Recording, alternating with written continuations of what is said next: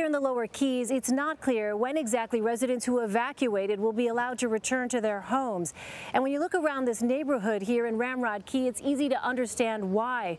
The residents that I've spoken with say when Hurricane Irma's eye passed overhead, multiple tornado warnings sounded, leading to the destruction of homes throughout this area. DeMarco? And nothing but devastation there. Elaine, have you had a chance to speak with people who decided to stay?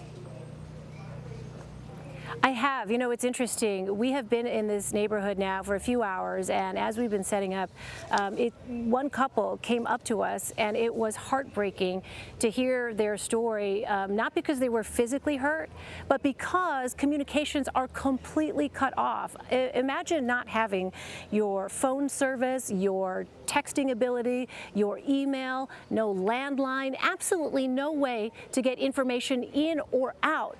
Well, of course, these folks are having a hard time letting their loved ones know that they're okay, and they're sick with worry about what their loved ones must be going through. That's the kind of thing that residents here now are dealing with, those folks who did decide to stay in their homes, who are fortunate enough that their homes are still habitable right now. There is definitely an emotional trauma that they are going through.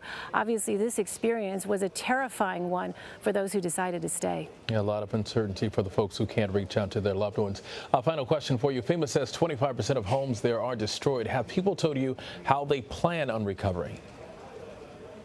You know, it's going to be a long process. The folks that I've spoken with understand that the risk of hurricanes is part of the way of life here in the Florida Keys. Nevertheless, when people were looking at some of the destruction, folks walking up and down the street here, seeing what Irma left behind, a lot of them are incredibly emotional, as you might expect.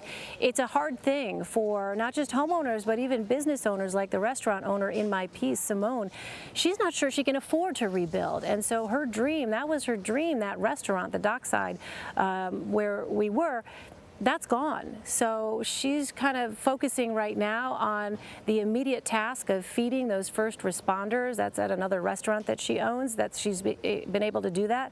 But really it is uncertain for people who lost not only their homes, but their livelihoods or part of their livelihoods, how it is that they're going to move forward. Yeah, let's hope she can get some much needed help along with the thousands of people who are also affected there. Elaine Quijano reporting. Elaine, thank you. You're welcome.